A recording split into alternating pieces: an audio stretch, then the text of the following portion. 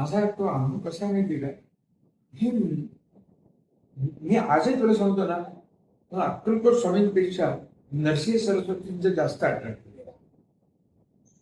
होते अक्कलकोटला जायचं म्हणलं ना तर मला एवढं हे नसतं, पण गाणगापूर येस जायचं. एकदा काय झालं, फार वर्षापूर्वी गोष्ट आहे. मी 3 दिवस पारायण करता त्या याच्या खाली काय तुमचं औदुंबरच्या झाडाखाली 3 दिवस पारायण केलं होतं. गाणगापूरला पारायण केलं होतं. फार वर्षापूर्वी तिथे कुणीही नव्हतं. मी पहाटे 6ला वाचायला बसायचो. आता वास्तविक पहिल्या दिवशी वाचायला आता सध्या सुद्धा 3 तास, दुसऱ्या दिवशी 3 तास, नंतर 2-2.5 तास असे दिवस लागायचे. त्यावेळेला पहिल्या दिवशीला 6 तास लागले. आणि मी 6ला उठून बसून 6 का जास्तच वेळ लागला. 3 दिवस मी जास्त वेळ लागला. 6 ते 12, 1 वाजला, 7 तास, 6-7 तास लागले होते. आणि ते वाचता वाचता तिथं कुठे काहीच नव्हतं रे. अगदी ते झाडाखाली सुद्धा बाला पण ऊन लागत नव्हतं, झाड होतं म्हणून. तर तिचं काय झालं, मी वाचतोय तेवढ्या एक बाई आली तिथे. वाचता वाचता बाई आली तिथे. काय ना, मला असे हे झालं, काय म्हणतात ना, भीती वाटायला लागली. हिच्या आला ते भूत आले, ते भूतचं म्हणलं मागे उठवर बसतो तर आवाज नाही माझा. म्हटलं काय करायचं म्हटलं. बरं माझा अध्याय चालला होता 50वा अध्याय. 50वा अध्याय मोठा आहे. आजही वेळ 4-5 मिनिटं लागतात.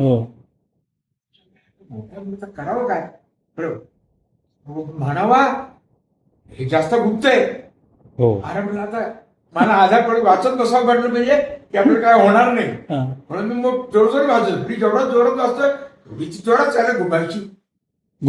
हो ग, असं करायची. काय म्हणतात ना, डोकं काय हलवायची.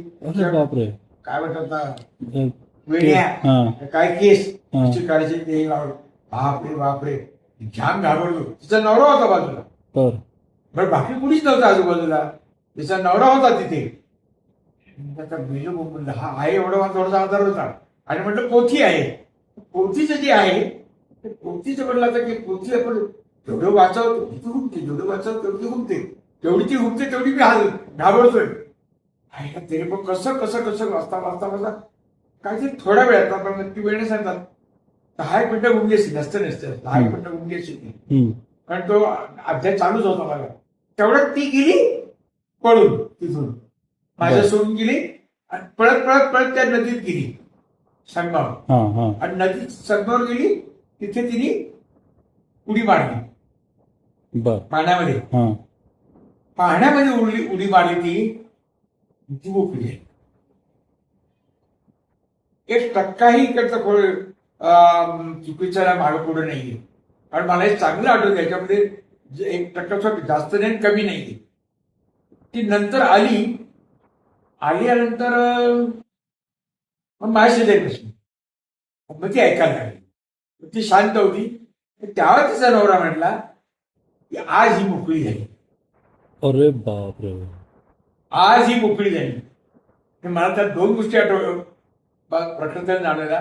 एक तर त्या पोथीची किंमत. पण दुसरी गोष्ट तेव्हा बाकीचे लोक एक पोथीची असेल माझ्याकडनं म्हणून गेली की काय कोणाचं वाटलं. आणि दुसरा एक गाणगापूरचा अनुभव मला होता. तो एक आजही आठवण्यासारखा. मी उदास आणि बडवे, मला वाटतं बोंद्री असेल, बारामतीची तर बहुतेक असावी. आणि उदास काय करायचे तिकडे ते आता तुला बँकेत बाहेर पडलं ती दुकान आहेत बघ बाजूला, नारळाची वगैरे. आणि पुढे खाली एक रस्ता जातो धर्मशाळेकडे. तर त्या कॉर्नरलाच जस्ट मी काय केलं, ते गड्डे घेत होते. काहीतरी गड्डे घेत होते म्हणलं तर ह्याला द्यावेत चालू असं काहीतरी त्यांचं चाललं होतं काहीतरी. मी तिथंच होतो. मलाही घ्यायचं होती गड्डे घ्यायचे. पण इग्न काय झालं नाही. पण मला असं छातीमध्ये काय एक असं सेन्सेशन आलं आतमध्ये छातीवरील. आणि असं मला खेचलं गेलं. मग जास्त खेचलं गेलं. आणि खेचलं कुठपर गेलं त्यावेळेला खरे मी एवढी गर्दी पण नसायची देवळामध्ये सुद्धा. असं खेचलं गेलं आणि मी डायरेक्ट कुठे गेलो, ते निर्गुण पादुकाचं ते हे आहे ना खिडकी खिडकी, हा त्या खिडकीमध्ये गेलो.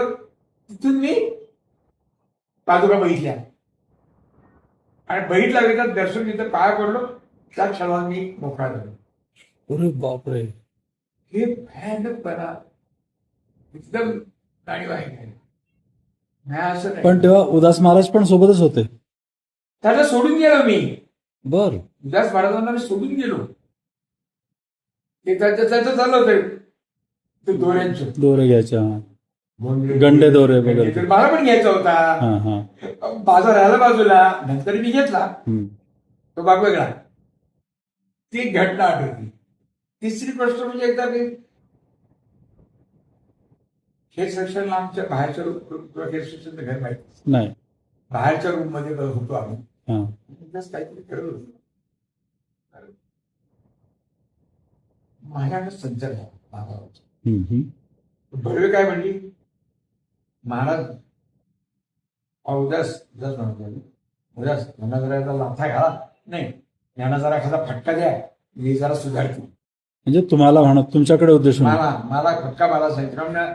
माझा अंग थरथर होतो की मला संचार झाला होता. तुम्हाला अच्छा. असं येत. हा हा आता होतो तो काय मला दुसऱ्याला कळत नाही, माझं मला कळत नाही. अच्छा. हा मला कळतं कधी कधी हा न्यायचं नाही, पण दुसऱ्याला तर नाहीच कळत. झालं त्याला ते म्हणजे याला जरा फटका मारा, याला समजेल.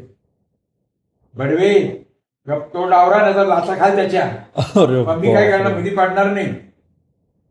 असं काय उद्देश बरोबर मला अनुभव येतो.